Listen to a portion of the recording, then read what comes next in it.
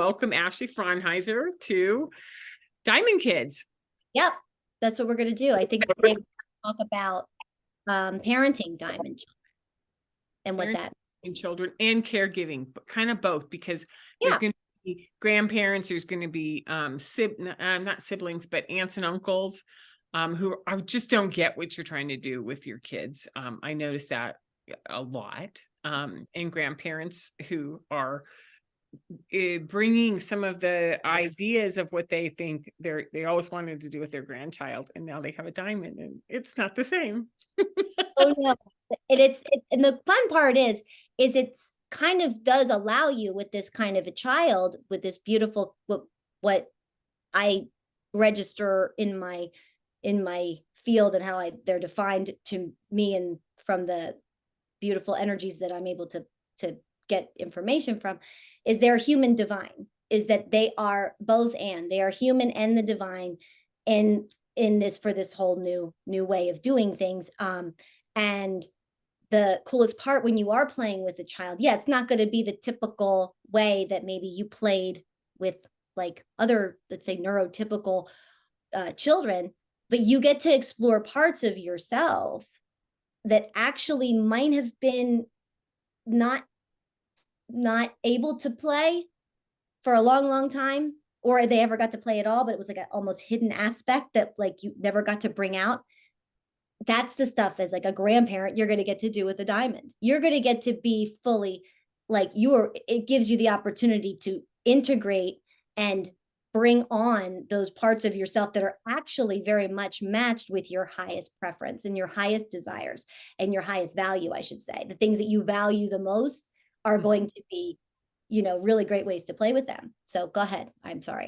No, this is great, because you're raising a diamond child, and you and I have known each other since he was 2, so he's 5, 5 and a half, 6. Oh shoot, gosh, just turned 6. It's okay. He just turned 6. He does look 6. That's right. Okay. Because he's like the little Yoda, the little baby Yoda, who seems to progress in the aging process, much like that. What's his name? I forget the little baby Yoda's name, but yes, baby Yoda. I don't know. He seems to be he looks younger than his chronological age, and he's small. But yeah, they kind of all have a specific physical, there are physical characteristics that it seems like so far, in though being a parent of one and then also working with them. And thankfully that's how I met Denise, was because I needed help, like big time, because I knew that my little one, Mackie, that he was here, that the stuff that they were telling, that like, professionals were telling me. And I also am, when I'm I'm looking at the wall, one of my certifications is an autism spectrum disorders clinical specialist. And I don't like to use disorder, but I used to train people that work in all of this. All of it. I got every part of it. And then you have this child who's going to take all of that training and take it to the next level. And yet at the same time, open it up to a quantum level that I think that was our work when we first started. Was I'd never experienced a child with so many diverse skill sets and beauties and things on it, and in him at the same, on him, in him, around him. And we were just trying things on, like, what if you try this? How about if you ask this? What would it look like to do this? And we were able to navigate between my experience and your experience some new things. And that's what we want to do today, is share them with you all who are watching, right? How we came to understand this is that having been like, been seeing, knowing, feeling, experiencing the unseen since I can remember. Okay. I also was doing the work that I've done. Okay. I was completely blocked from both of those things at a point. And that's how I found Denise, because I wasn't able to even try to use any kind of like, antecedent behavior or, contingency reinforcement or anything that those old ways. I wasn't able to even bring it out of my mind. I was blocked. And I was also blocked from certain like from even listening to other people either. I was in a place where I was like, I can't believe I don't. And so when I started working with Denise, it started to come online for me in a whole new way. So let this process, like, so if you as a parent or a caregiver or a close relative or a teacher or a therapeutic support staff worker or any kind of capacity working with a child like this or knowing one, is that you may feel really you might feel discombobulated, like everything doesn't make sense. Yeah. And that would be a very key feature. Do I, as a parent, caregiver, however the capacity, am I feeling a little discombobulated right now trying to interact with this child? Is my parenting approach chaotic and it makes no sense compared to all these linear parents I'm hanging around with, and their kids are just doing the same thing that we all did when we were growing up, and nothing's working with my child, and yet everything is completely beautiful. And if you notice you're feeling like, why can't I do things? Congratulations, because you have hit a beautiful jackpot. You may not feel that way. However, let this note coming from me, and however it reaches people, congratulations, you have hit the jackpot. Yeah, you've been selected as a parent for And one of these seeded frequency, beautiful children that are going to take us into the Aquarian age. because of your uniqueness. Started arriving. Yeah. Because of your uniqueness.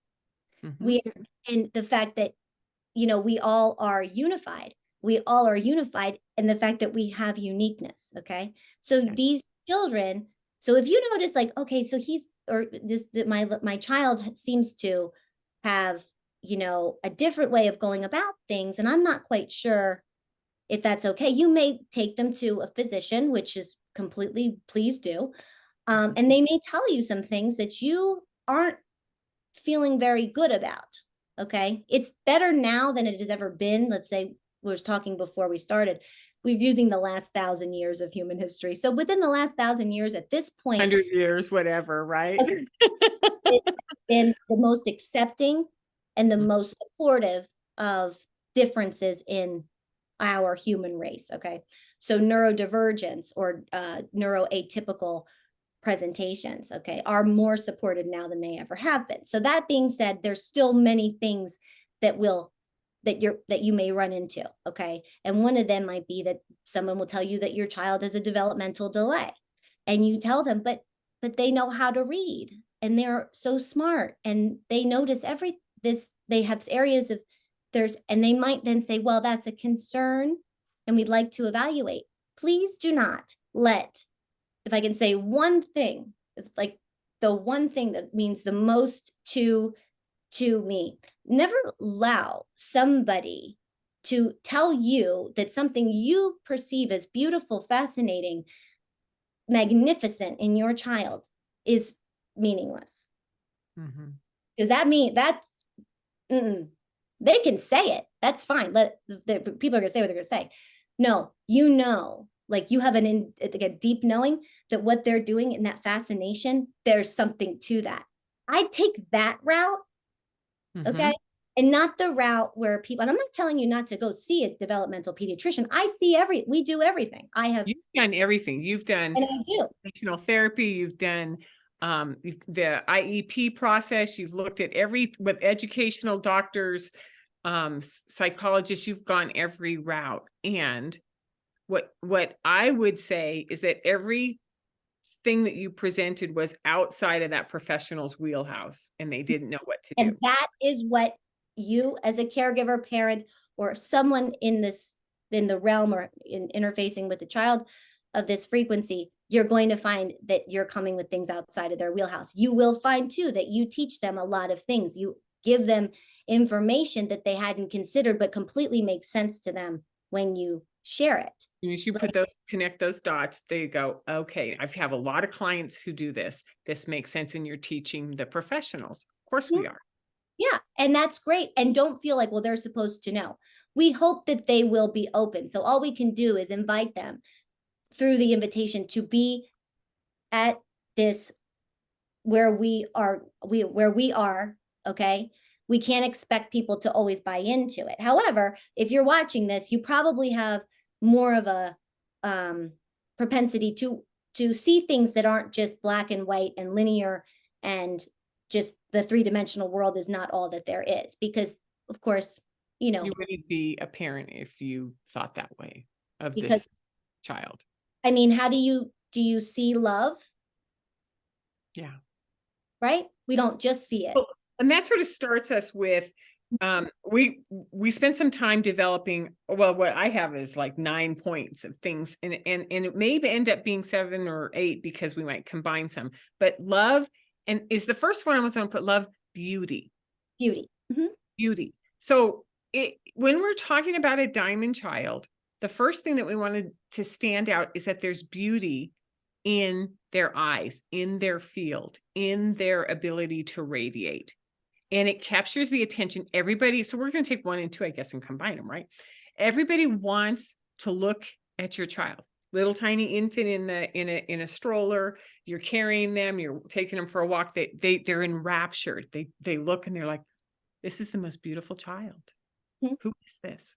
Whether the child is actually beautiful, which in your case, your son is adorable, like the kind of kid that doesn't even don't see a child with that kind of radiating eyes and face that often. No, and you're going to see them more and more, because aesthetic, meaning the physical presentation of this particular like frequency, I've found is that they all seem to have a captivation rate. Like the people, when they see them, they feel the beauty within themselves start to rise and start to just radiate through them, and it gets into their cells. And it's like when you see a rainbow, okay, so think of like everybody kind of takes a second and looks, but they notice it, and they kind of notice the way that they feel. Okay, when you see like a beautiful, like even it's a beautiful physical like a gem diamond, people tend to want to look at it, and they kind of just like look around it.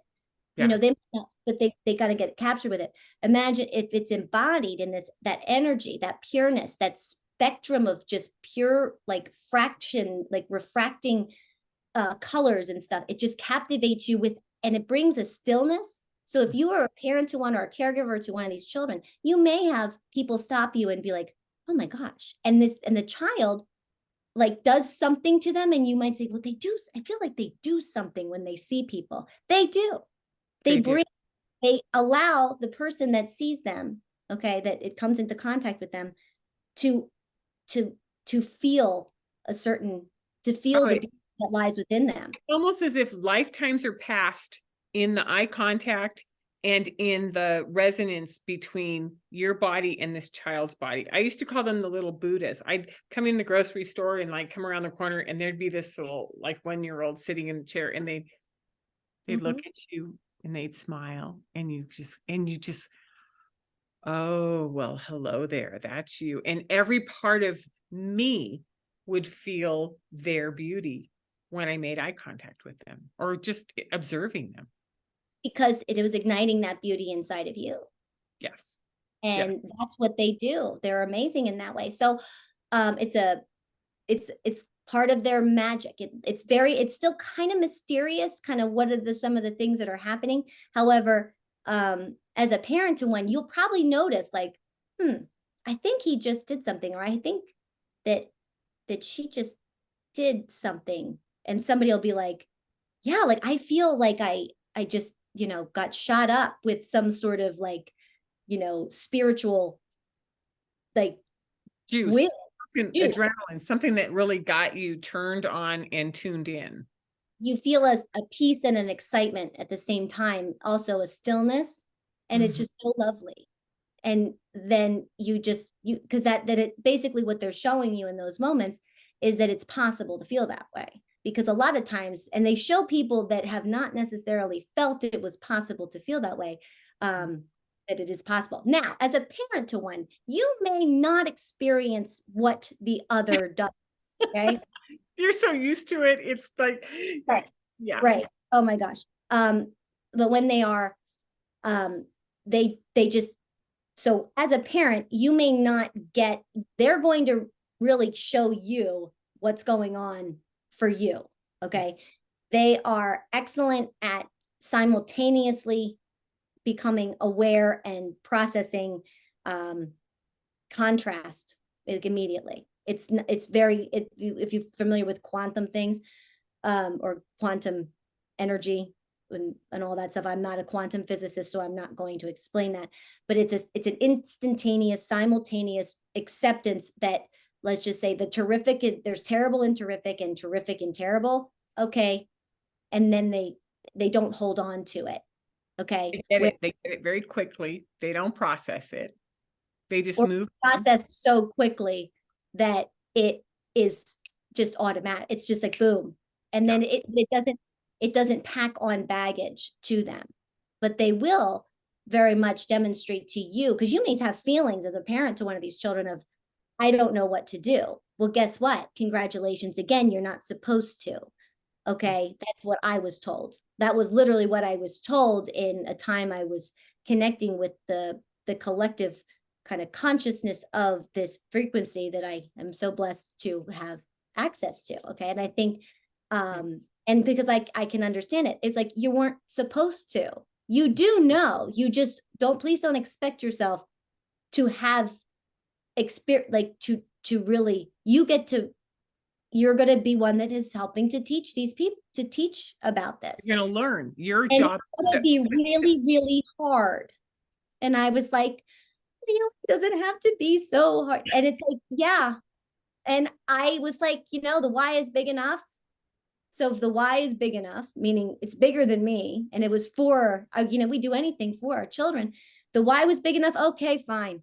All right, I will do it. And thankfully I was able to, when I kind of, started this rolling, but this was after I met Denise, but not that far after I met Denise, that, because I had told you I was completely blocked. I had no mind. I didn't know what I was doing. I was just really overwhelmed because I didn't trust and I didn't feel good about following the path that was making me feel really bad. Okay. So, and this is how, create for the sake of creating. Just try this, try that, go with, and I started to, over the course of several years, like this is not just 2 weeks, like this has been 4 years of, but even before it, like I used to, but it really went jacked up when I met Denise. So the last about 4 years, trying things and knowing that they were all things that lied within me, the creativity. I'm a very creative person, and I'm very playful, and I'm very spontaneous and improvisational. And that was the stuff that would put me in line with stuff that I'm really good at. That was able to, because when I'm more aligned with myself, that is when things start to happen. Because that's like the energy that's necessary, the frequency that's necessary to be in love with yourself in the times that you're guiding these beings. And they do pick very specific people to be their parents. Okay, they do.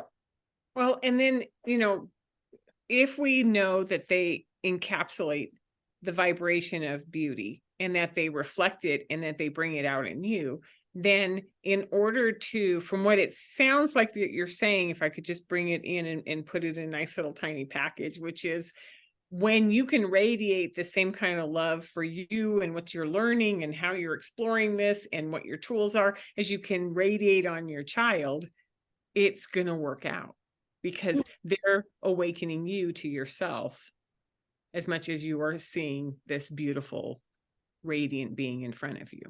And make no mistake, a screeching child who's unhappy is still a radiant being, because I mean it's all, and it's both, and right, both and the divine paradox indeed.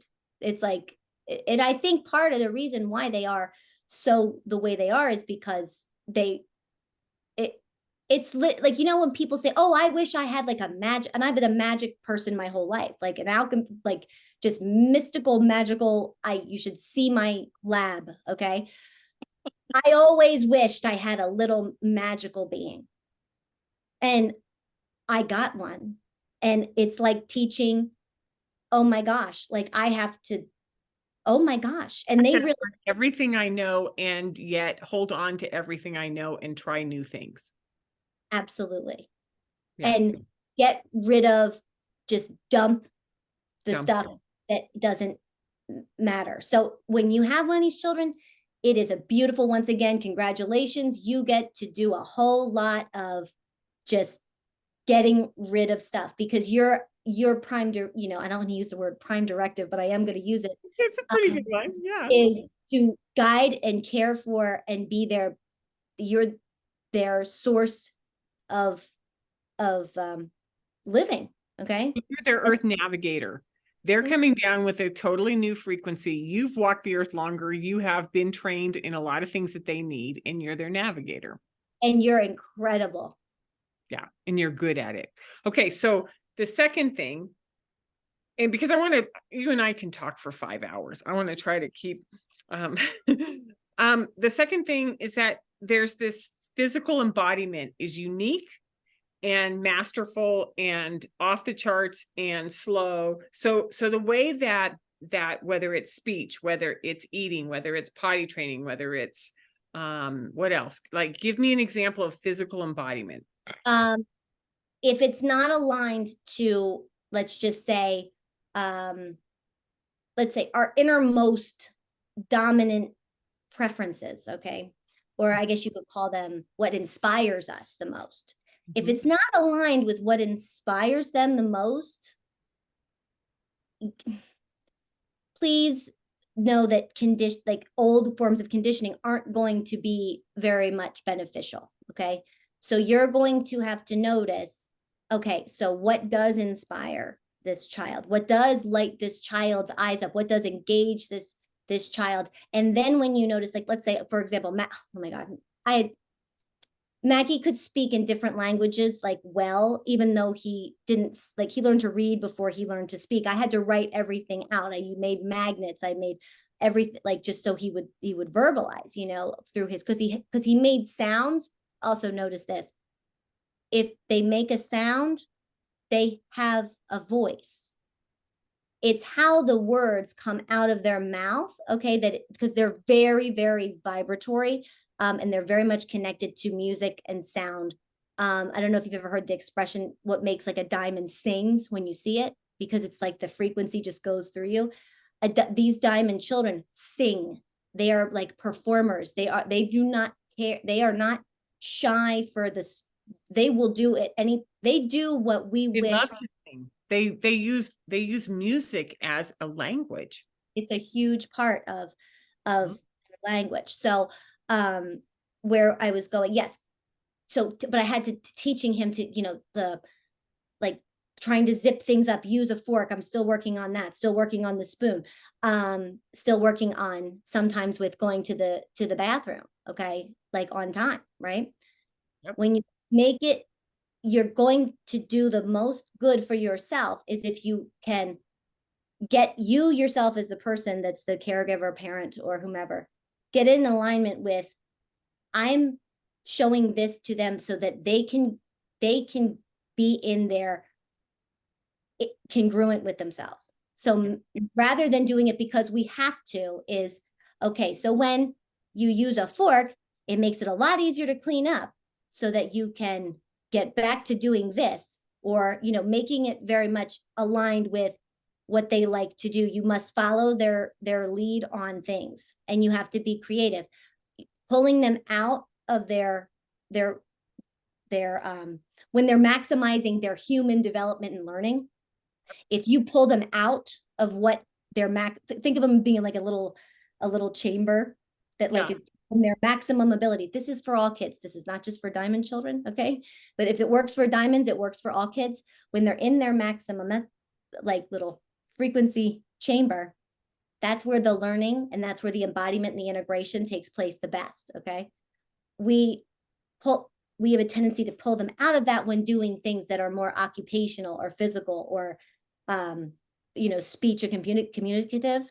Or when you have other kids or a timeline, or you have to go pick somebody up at soccer practice, or they, you know, to move them out of that chamber when they're in bliss is difficult. In high receptive modes is really what they're doing. They're learning. It's because learning is very, very exciting for these children. New things is exciting for these children. They do not want to keep doing the same thing all the time. They learn incredibly quickly when they're in their little chamber. Okay. The Yeah. fastness of learning, like my child taught himself how to read, and other children will be able to do these fantastic things. It's like you didn't teach them. They just learned it because they had enough time to put it together. Now, there will be some some slowing down with certain things. No, it will come. It's going to come, and it always does. It's very progressive. And please always assume that they're competence. Okay. Well, they're highly competent. Their timelines are going to be different. And I love the term that you used, like they're de-manifesting. They're breaking things apart, like kids only do this, or you only approach me this way. They are breaking all of those physical form expectations down and showing marvelous skills on some areas that are genius. And caution, I think the term you use, cautionary. They're very cautious or slow about when they're going to, or tepid about how they're going to step into something that they don't really know or trust yet until they do. And then they master that, figure it out, and then they move on really fast. They absolutely do. It has to have meaning to them or they can't do it. For example, my little one, he loves to wear costumes and change costumes and play pretend. Okay. That kid will put that costume on like he's been getting dressed perfectly to his whole life. Like the whole thing will be on, zip up, the hat on, try to keep it on the right way. Get him to put on a pair of sweatpants in the morning. You think that it is the first time he's ever put them on. So when you see that is possible, that is when and so do a little bit more. You start to go, wait a minute. It might be my approach. It might be my temperament. It might be my frustration. It might be my expectation. And he's like, you got to match the kid. You got to be magical. Be magical with your magical kid. Yeah. You have a magical being. So you must be magical. So please do it. So put on the voices, be creative, do whatever comes to mind that you think that they will like, because they give you stuff that they think you'll like too. And I mean, if you're doing this, if you have the ability to be a caregiver for one of these kids, biological or not, you are amazing, like absolutely amazing. It's hard, but like just be magical. You can make it practical. They made a movie called Practical Magic. Remember that? Like people would have thought that the lights were magic. We don't, but like we got to be magical when you've got these magical kids. And it might seem a little peculiar, but it makes perfect sense. And it makes a lot of practical sense, actually. Yeah. So the physical embodiment is going to be unique and the timelines are going to be all over the place. And so the next point that we want to make is that they will create an independent path. They will not perform the way traditional 3-year-olds do, or 4-year-olds, or 5-year-olds, or 6-year-olds. They will create their own independent path, and they will be far superior in some regions. I've noticed my granddaughter's vocabulary and speech is profoundly like 7 and 8 years old, and she's not quite 3 yet. Can I say that given the fact that she's a little girl, she has 2 X chromosomes. Okay. So she has an extra foot for the communication piece. Okay. Look what she's able to do with that extra foot of a communication piece. Like excel. And also what like everybody's looking at her. She's carving her own path. She's communicating in a way that people are looking at, like, that it's not about being normal, because that's not normal, but we got to stay away from that. Like, it's beautiful. So you also may notice that you have a child, if you have a female child that's a diamond, okay, amazingly articulate and like verbally just so advanced, and you might have both, or so physically amazing, like and so what were those 2 qualities before? They were normally given to only men, the great, amazing, cutting edge line through communicators. Well, guess what? They're coming more and more out through that feminine assigned females at birth. now. Mhm. That excellent, that verbal gymnastics in a way that's like such a whoa. And she's cutting a path and people are watching her. Well, and cutting a path and refusing to perform. I think the most important thing is that they're Exactly. not doing what they're doing so we pay attention to it. They're doing it because it brings them joy. Brings So them. if I notice something in any of these children and I go and I talk about it and I bring it up, I can get anywhere from giggling and laughing and being playful with me to looking at me like I have four heads and they will never talk and they won't participate with me. And I think, well, maybe I was a little attached to how cool that was that this kid could do this. And that's what they fed on, was that I was proud of what they just did. Oh, that is gone. That It's so whole gone. performative aspect, try to put them, it's done. Yep, Yep.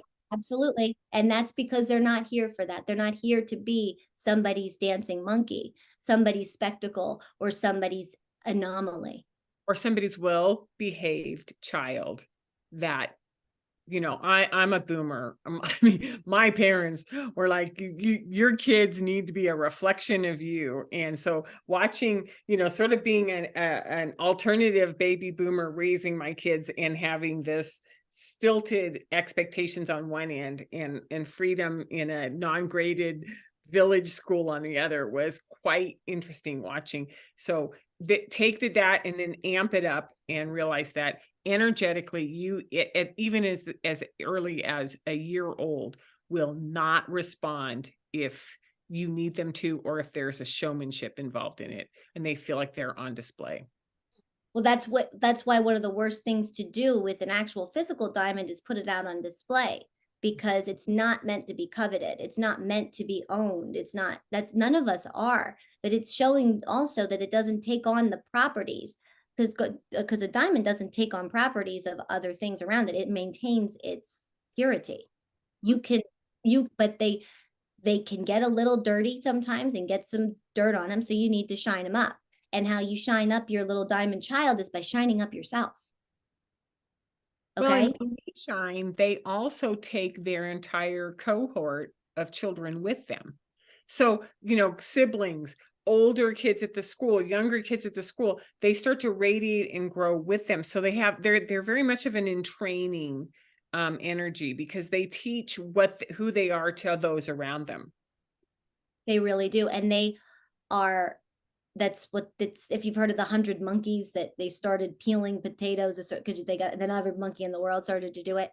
That's what these children are doing, like, to the whole consciousness of, and it's that people will tell you, and it's okay, because they are divergent from the old way of doing things. Not good, not bad, not nothing. That's just what they are. And we have the opportunity to interface with them for things that we've been wanting. We want to expand consciousness. Well, theirs is huge. So when you want to expand your consciousness, that means you're going to be more aware of senses in your body. You're going to be more attuned to your physicality. These children are incredibly interoceptive, meaning they know what's going on in their physical body. And at the same time, they're consciously aware of more than we are. So please keep that in mind as you honor that. It'll start to click on for you, and then you will have more of a exchange for what might be going on. If they don't necessarily have as much verbal or spoken word communication, you'll start to think, oh, you know what, maybe it's their teeth, or maybe it's this, because you're going to notice that maybe you have something going on. They can communicate. They're incredibly magical, like what we would, Whether they're it's very or internally, you can well, talk, communicate at all times. however you want to, whatever words you use for telepathy, or if you want to be like, it's psionics, they're here to, they possess the ability to do it, but they need a receiver. Okay. Mm. So if you are a parent, you sign up to be a receiver for that. Just know it's not exact. It's like you're going to have to go through like you're going to have to de-manifest a lot of things, okay, that were in the way of that. And when you say de-manifest, that allows for room to take in what you want to come through you. So that's a really good thing. So these are not, it's not about, labeling bad, good, or whatever. We're just saying, okay, let's demanifest some things. And you know what? You can simply say, what needs to be demanifested? Let's do it, because you have this magical being. And I say magical because that's what I call it. You don't have to ascribe that to it, but it's just an incredibly unique, high frequency, hyper dimensional being. Okay. That looks like what we are aiming for, because it's just so pure, and there's no agenda. They don't have an agenda. They may want to do something, and they're probably going to do whatever they can with what they have, right where they are, to get it. So And they're I do some things. but so if you are parenting one, just know you have you have amazing gifts within you. Or if you're a caregiver for one, you have amazing gifts within you, okay, that are going to really get amped up, because diamonds metaphysically are amplifiers. So when they're in your presence, you're like, you're actually like, you're getting supercharged. But because of you, they are supercharged too. It's a very symbiotic process. So don't discredit yourself, because that's the biggest thing that we cannot do as parents and caregivers of these children, is that we have to actually really give ourselves like a lot of compassion and a lot of unconditional love all the time, because it's not an easy task. And find resources for supporting yourself, because you're in brand new territory. And that was one of the things we didn't put down on here, because we're focusing on the child, is just how important it is to be able to support yourself through this. You're wobbling, reach out. Who do you call? You find metaphysicians who get these kids, and then you pull the little gems of whatever traditional approaches are there, and you play with them. Yes. And so what we're probably going to end up doing is to, continue this going, because more people want to know more about it, is that we'll put together a webinar so that you guys can have more access to that on your own time. That would be helpful for you, along with some other kind of, specific, visualizations and energy technologies that you can use. So that'll probably follow this. It definitely will be following up with this. That would be something that would be done through Denise's website, when we have it done. Or my YouTube, not probably, yeah. Whatever Denise does, I don't know. I just had to say that. I can't believe, yes. Next one is that you can't incentivize them. And that was something that I think is really important. You can't bribe, blame, shame, manipulate, tantalize. Like if you're like, hey, I need you to, and you have an agenda to try to push them in one direction. Yeah, good luck with that. Like whether it's getting out of school on time, or like you said, putting clothes on in order to get dressed for school, eat something when they don't want to. You're worried that they won't know how to do it is worthless. Please don't give any time. Don't waste your time on thinking, oh my gosh, like, what if they never learn how to do this? That's a worthless path. That's a dense, polarizing path to walk down. If you notice you're on it, just stop, think nothing of it, and go back to the other one. Also, you're not wasting your time if you're being a little bit what people would consider neurotic, or a little, I say over-inspired or highly inspired. I used to, because I refuse to, call myself obsessive. But find yourself kind of on one of thinking of things, just go with it if it brings you joy and it's exciting and it's inspiring. Okay. And don't worry about what other people think or say, because you have a reason for it. And we're not here to be externally validated with these children. They are here to teach us that it does not come from the external that currently exists. Yes, you may get some. It's about how you feel in the environment. It's not about words, or if somebody gives you a look and they say, well, that's weird, that's fine. Okay. And that takes some time, and that takes some, that's a difficult thing. Yeah. It's challenging. And so what it is it's really taking our parental conditioning and response to external approval,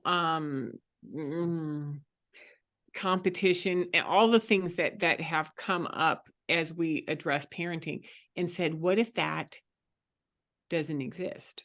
Not what if it's right or wrong? What if it doesn't exist? And how do you create a world where that doesn't exist, where you're not doing it because you don't want the teachers at school to think you're a bad mom, or your motivation to incentivize or to get your child from point A to point B is not from these voices or these old conditioned spots coming from your head. Instead, you're like, so I'm going to call and say, this is what's going on. I'll be there when I will be there, and I'm letting you know, right? And I guess you can tell I'm a boomer. There's the phone, right? As Yeah, opposed there's they do this now. it's all now. It's it. I know. I just let them know. My Yeah. 14-year-old like this. I was on the phone. Like, yeah, that's how they, yeah. It's amazing. That took me a bit. I was watching your face. I'm like, oh yeah, that's right. Yeah. Yeah. You Right there. communicate. This is working. We're on a different timeline this morning. We'll be there. Yeah. Exactly. And this morning we're getting to school because, he needs to, I've got an appointment at 9 o'clock and I have to be back by then. Okay. And drop it. If you feel a little bit like, oh my God, are they going to pop off? Because then we haven't gotten into that. What is on they have a lot of emotion. Okay. So if you don't want to, you've stepped, like I say, none of the landmines that you're afraid to step on are going to blow you up. They will, that actually teach you that you're actually pretty durable, just like they are, because they've just landed at this. They've figured out by design. Don't expect them to do things by duty. Do things by duty. It's all done by design. And I'd like to thank my beautiful collective of guides for that one. It's that things that are fulfilling are not, done because of a sense of duty. It's done because they've just been done so by design in order to make life beautiful. And it's, you're here to make life beautiful, and these kids are here to make life beautiful. And beautiful, not in the, oh, that's a beautiful painting or this and anything, but to make it beautiful, to find the beauty in what's essential. And to be able to find that is by being able to feel it, and to being able to focus in on a detail and to see something that you'd never noticed, and then bring it out and then see this whole thing in a completely different lens, because it's now been seen as something that is actually beautiful. Like to be able to find, like, I remember when Mackie was very little and I would frown on purpose and he would laugh. And I bet you it was not because he was thinking it was funny that I was sad. He knew I was trying to make him laugh because I was doing it on purpose and I wasn't actually sad. But people might have said to me, oh, why does he think it's funny when you're frowning? I'm like, because he's just like, this is funny. Like, because she's doing something that I think looks kind of silly and it makes me laugh. And who knows how they see it. So if you depend upon how other people are going to communicate their opinions to you. I mean, if I went down that path, and then I didn't think I was until I realized I was. I mean, we have to give ourselves a break. We go down that path and then we catch it. And we're like, oh, I'm pretty far down that. Or I took a couple steps and I turned it around.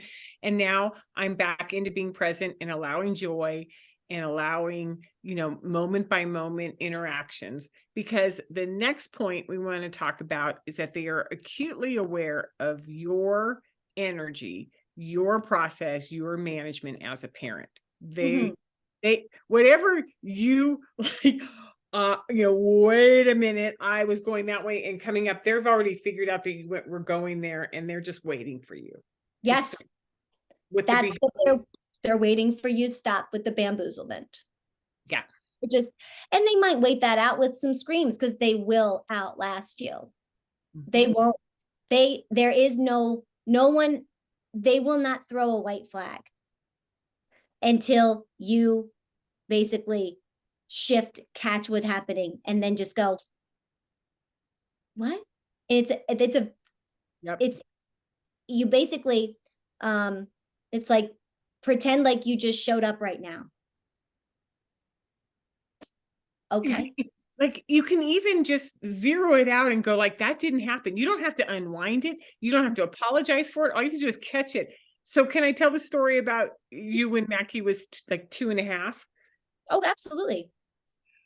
Because part of the work that when we started was that he has this really loud dolphin scream that he was just ear piercing when he was really frustrated, and it was nonstop. And then it would like your head, our body would start to go, oh my God. And then the tension or the frustration or even the anger, the judgment, the self-doubt would all start to come in.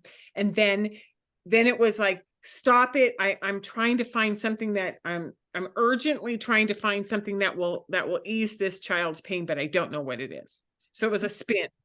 And so what we worked on was not to go into the spin, and to kind of grab it and then come back in and take some breaths down. And so what you called me and you go, you're not going to believe what happened. Like I lost it. I was spinning, and then I caught myself.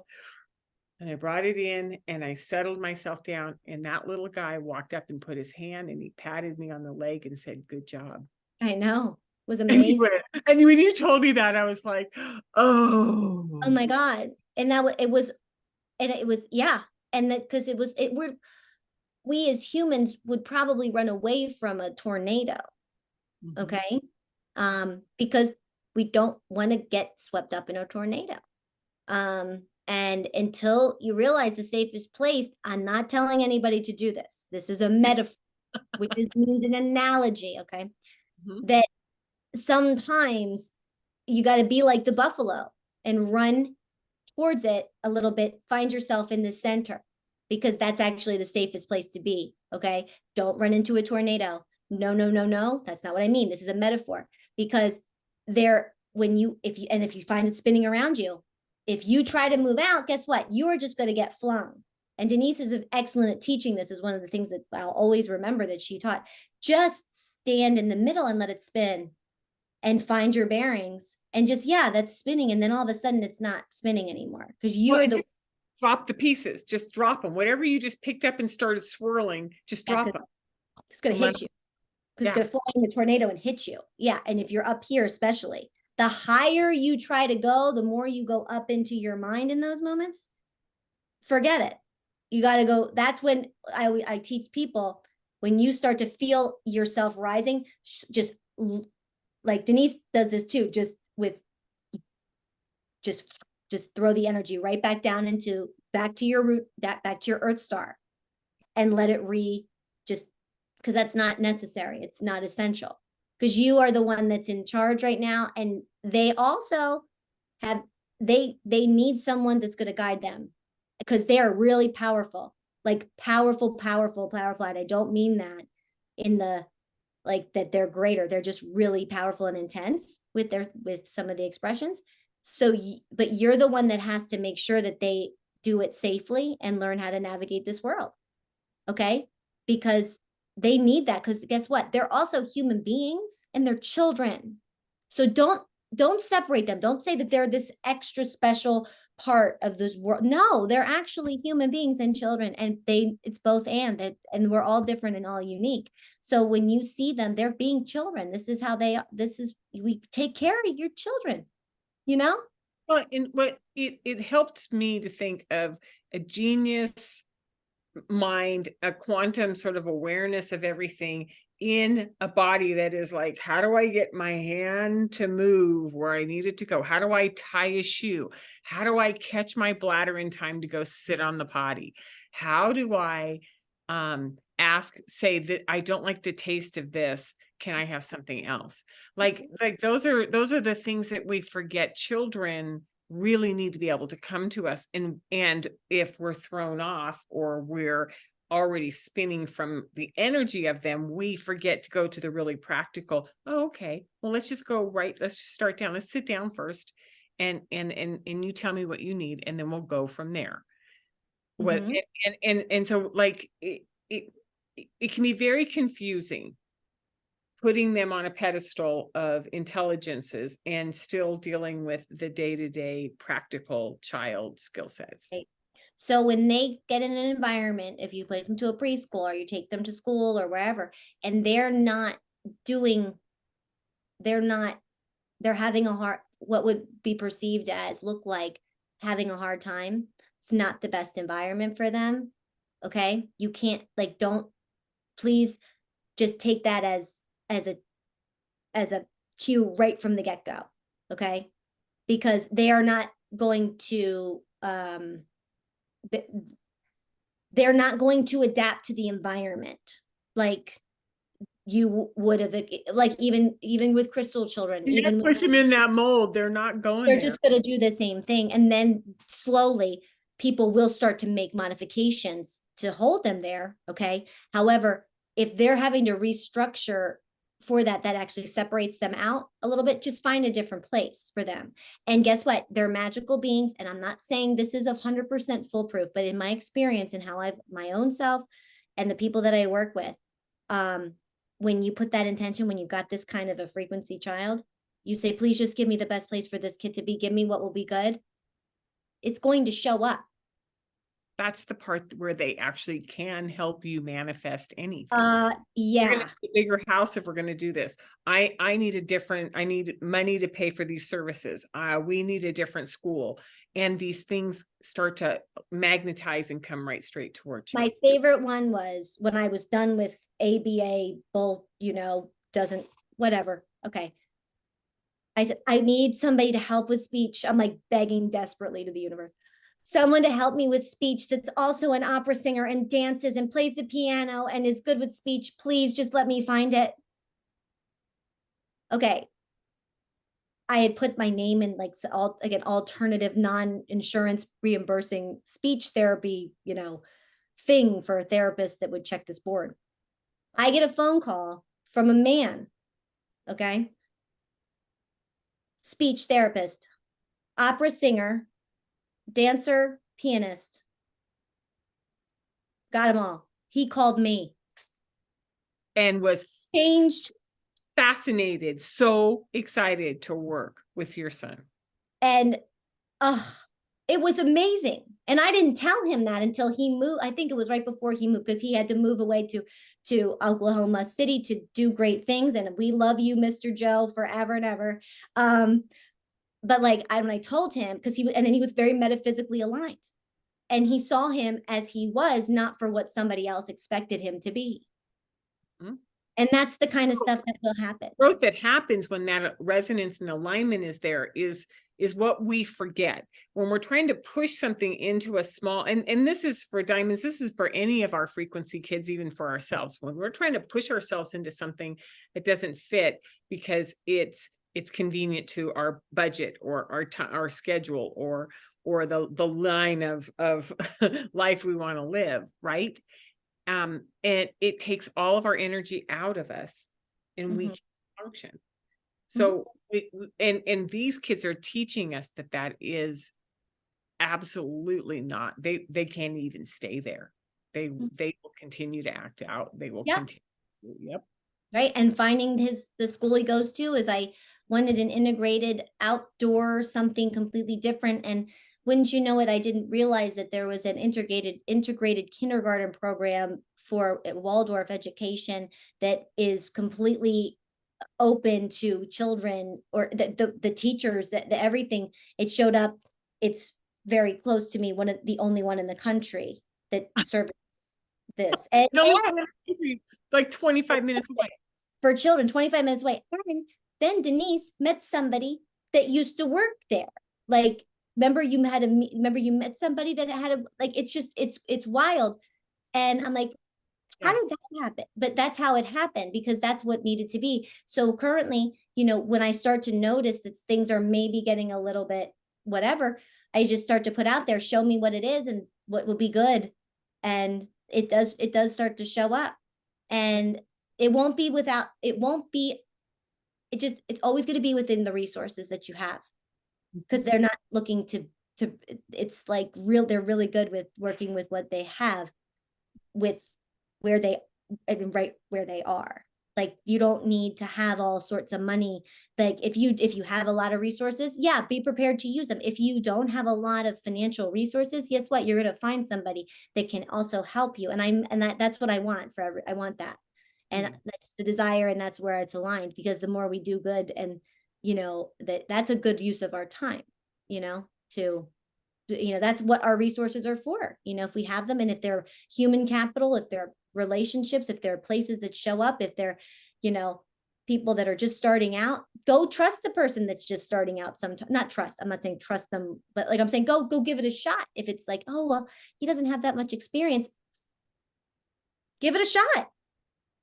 They're drawn like magnets towards these children, and these children will find the resources that they need. Their parents will find the resources that they need. And it's putting the child first and saying, you do what you need to do, bring it in, and I will do the best I can to work with it and adjust it and support you.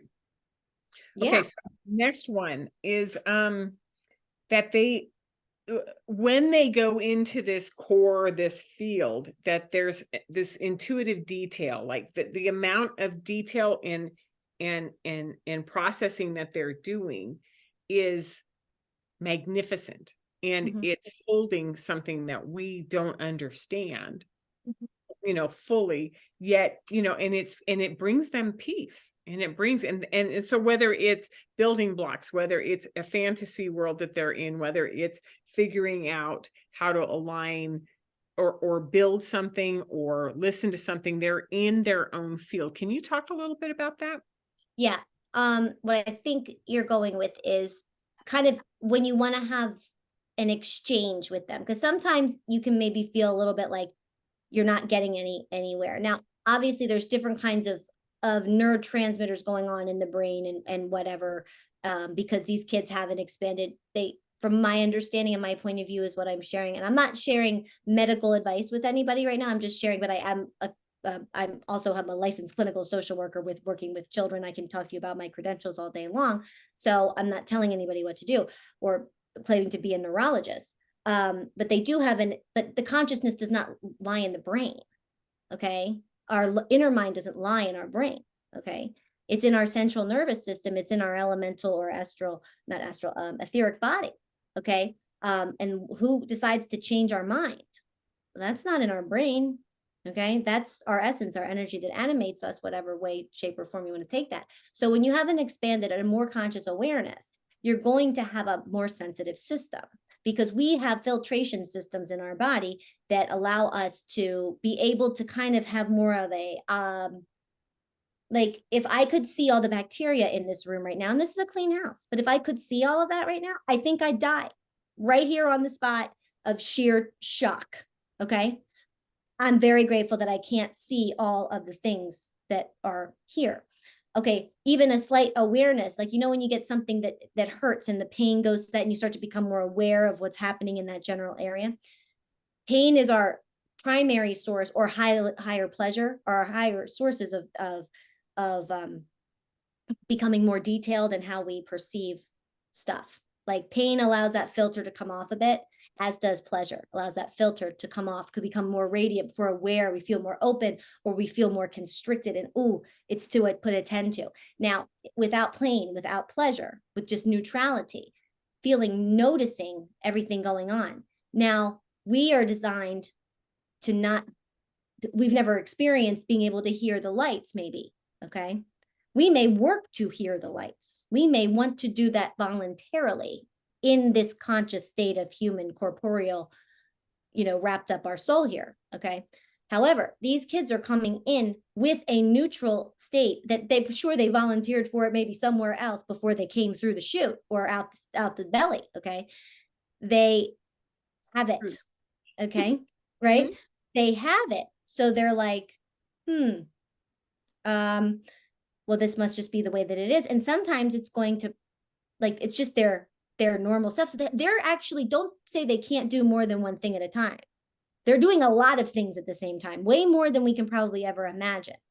Like, you name it, they're probably doing it. So if you ask them an open-ended question, for example, how was your day? They'll probably say good or nothing at all or whatever. And if you go in more detail, because that's where they start, they go very much detailed in order to kind of land in their body a little bit better, especially the younger they are, they'll go more to a specific detail to like land in and ground in. That's a comfortable detail. They'll find a comfortable detail in something. Okay. Mhm. So find a comfortable detail in how you want to have an exchange with them. So you might say, oh, they seem like they're like obsessive and they get really obsessive compulsive about looking at every F that they see on a page. The comfortable detail that makes them feel comfortable and grounded. Please don't be a royal You can. whatever. Okay. And think it's something that you need to stop doing that. Okay. Like, no, it's a detail. And then you might be saying, fun, fun, funny, fun. Fun starts with F. They may tell you to go fly a kite, or they might think that that's funny because you notice something that they do. Like, fun. Oh, it's so freeing to see all the fun, fabulous, fantastic Fs. I love Fs, you know?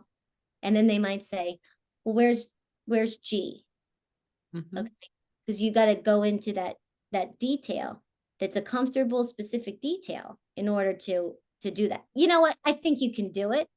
Actually, not just think, I know you can do it. This is tough, but that you are tougher. Okay. This is hard, and you are way more durable than you actually give yourself credit for. Yeah, sometimes you might not want to, but maybe that's not the time to have a conversation then. Maybe if you don't want to go that extra mile, you expect them to. They don't want to talk to your ass. They want to do what they're doing. You want to ask them a question. So maybe go out of like how you used to do it. So like, for example, if I want to know how my kid's day went at school, I'll say, what color shirt did Wenjuan have on today? And he'll tell me what color shirt she had on today. Mhm. And I'll say, did everyone have the color shirt on, or what color did Christina Did have? anyone have that color on anyone else? And then they can tell you everywhere that they noticed it and what it was. And Yeah. then you start very in something that instead of, you know, like, how was your day? Or even sometimes like, on days that I know he likes the lunch at school, I'll say, well, what did you have for lunch today? Did you eat all of the pizza today? Or was there anything else other than pizza for lunch? What did you eat for lunch today? But I only ask him that on the days I know he has something that he likes for lunch. Because if it's not something he likes, he will say something like, it was good. And I'm like, okay, he's not like, but I would like to know what he's doing. Yeah. And I want to give him the opportunity to have a successful conversation and know that I know he can completely do it, not because I want him to do that, but because he can do that. And it's nice to talk with your kid if they can talk. It's nice to be able to do it. So you might have to go a little bit out of your way, but please don't just only respect their way. They have to learn how to live with you too. So going both directions. So honing in on a specific detail that like, that's great. That's where you go. Don't go big. Don't go big, huge, open-ended questions. Okay. From the get-go. Go very specific and maybe repeat it a lot, and actually repeat it so many times that they're sick of it and they're going to move on anyway, too, because that's showing that you actually acknowledge them. Yeah. Because when you say I understand, like Mackey's had a lot of dental work done. I had to was brushing his teeth one night and it was really hurting. And I said to him, and he got really upset and then I went into well, if you would brush your teeth yourself, then you would know how hard to press. And and I went fully into it, gave him the whole rigmarole, old mouth, yabber jabber, sounded like every grandparent I ever knew, you know. And then I caught it afterwards, and this was a little bit afterwards. I said, it makes a lot of sense to me why you got so upset. I did brush your teeth too hard, and I do know that sometimes it's really hard to talk when you're in a lot of pain, and I didn't give you a chance to talk. And so you screamed, and I get why you screamed. I understand, and I'm sorry about that. And okay, thank you, mommy. And like the way it resonated through my body was like, wow, like he actually got that. And he didn't stop me from talking, because sometimes when I try to give him like service back, because of like trying to explain myself, he'll just start talking or yell or whatever. But in that regard, when I went in that way to the specific detail starting, it was painful in your tooth. And I brushed too hard and it hurt. And it's really hard for people to not yell with pain when they're in pain. And then I kept talking and talking, and that was probably really annoying. And I'm sorry for that. And I understand why you were upset. Do things like that. Don't like, they're very, and then it was like a mutual thing because he got to hear me out too. Because really that was what I was trying to do. I was trying to help him. And I did get annoyed, and that was from me. And that was my authentic like reason for why I got upset. And it was probably, and he yelled because it hurt. And I was I just fail forward, fail forward. You have to fail forward because the last point, or I think it's the second to the last point that we have, is that they have a high degree of competency. And because they're in reaction, or because they're trying to shut us down, or because they're letting us know that no, I don't want to go the direction you're forcing me to go right now, or want me to go, right? What we do is we take away the idea that there is a master in there that's fully competent at reading us, talking to us. And when we kind of trounce over that as a parent or as an adult, and we don't give them the chance to show us what they're good at, what they know, how they know it, we lose something. And we lose that because we normally feel it back and say just what you said. I really pushed that too much, and I didn't get to bring that out. However, the good news of this is that from my perspective and what I understand, is that it's always a refreshed shot. Just do it now, because they do not start right there. Do not go back and try to unwind or try to untangle. It's gone. Like it really is. I was at one point where I was probably about, I would say about a little over a year ago. It was a short period of time, but I was very concerned that Mackie was going to never I wasn't going to get a chance to because we've been through it. Like this kid and I have been through it, right? I didn't think that we'd have a chance to connect again. And then I got this thing to say no, just start right now. You've been living in this past, trying to unwind stuff that you can't do shit about. Okay. It's like literally trying to put shit back in a donkey or toothpaste back in a tube where it was when it left. It's like trying to clap 10 minutes ago right now. You can't. Okay. And the thing that's cool is that it's just a little bit of dirt. And the way you shine that up is by starting right now in this refresh spot. These kids, in all the challenges that they present sometimes with the caregivers and parents, they also just rub it right off. And it's as if it's immediately back to where it's not back to anywhere. It's just new. You don't need to harbor on the past so much. You get a lot of wisdom from it. Yes. You learn what does not work. Yes. And more importantly, and more valuably, when you have a success, you actually then can move on. I can move past these things I think that I used to would have thought were absolutely miraculous. The stuff but I don't even think even about the great things, I think it's great, and we just keep on going.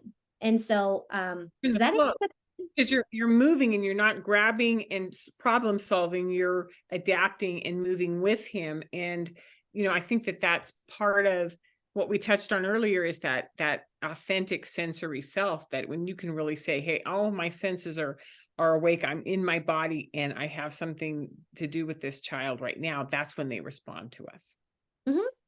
Yeah. I mean, there's a lot of things, but just know that when you have the opportunity, and if you are a parent to one, please take care of yourself. Please allow yourself to do good things for yourself, because you're doing the better that you're doing, truly, not for the outside world, but for you, that is really going to bring more of the you're going to shine. just like, and not for optics, not for anything, but it's amazing what it does, what you can do. And I am very fortunate, and I'm happy to be a person who has like rolled down the proverbial hill and thought that there were times where I don't know what I'm going to do. And then I just kept doing it. And then when I got to those points, I just kept failing forward. And then I just never, and yeah, it was a lot of that. So that's why we do these videos and stuff, is so to share this information that's not widely known, but is very much aligned with our human way in this time to use. It all makes sense. It's all what we've been achieving. We're looking to achieve, to not take things personally. It's masterful. And the idea that as a culture, we kept thinking we're going to be able to create this enlightenment, this ascension, this and that. And then we have these children who are coming up, and because we love them, because we are trying to connect with them, because we are radiating with them, we're already doing all of that naturally through a frequency of a child who's what, 10, 11 years old or younger at this point. Yeah. Changing the world through a child's frequency.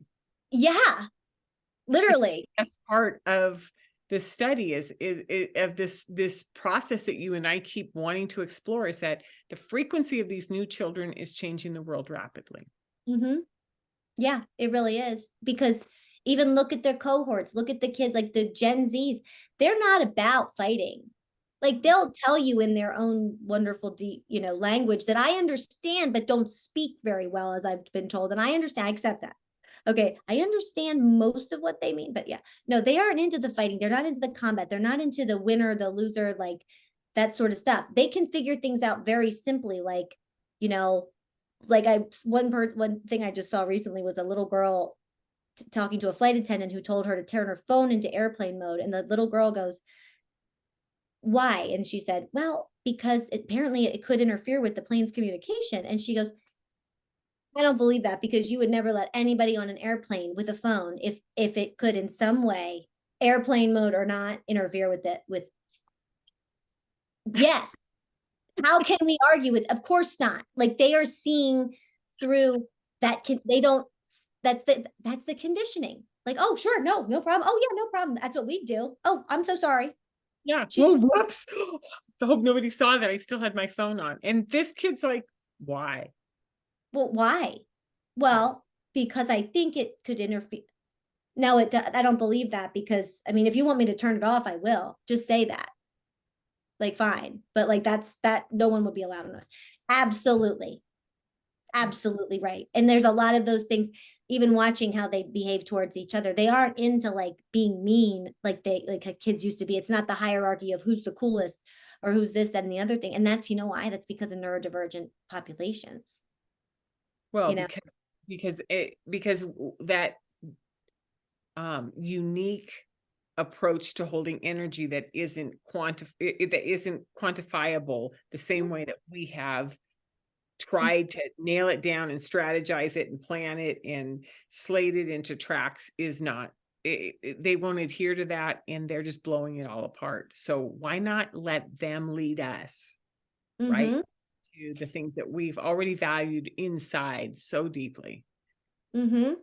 We are their guides here, and we do what we can to guide them around, and they help us find the best path there. Yeah. And it really is. And so thank you for doing this 2-part segment on parenting diamond children. And, maybe we'll do part 3 and part 4. Part 3. We did 2. We did an intro, and then we did part 1. You're right. Okay. So excellent. So well, thank you. Thank you, Ashley. Thank you, everybody, for tuning in. Her credentials, contact information, everything's down in the description below. And when we have time, we'll do another one. Sounds All right. great. Take care.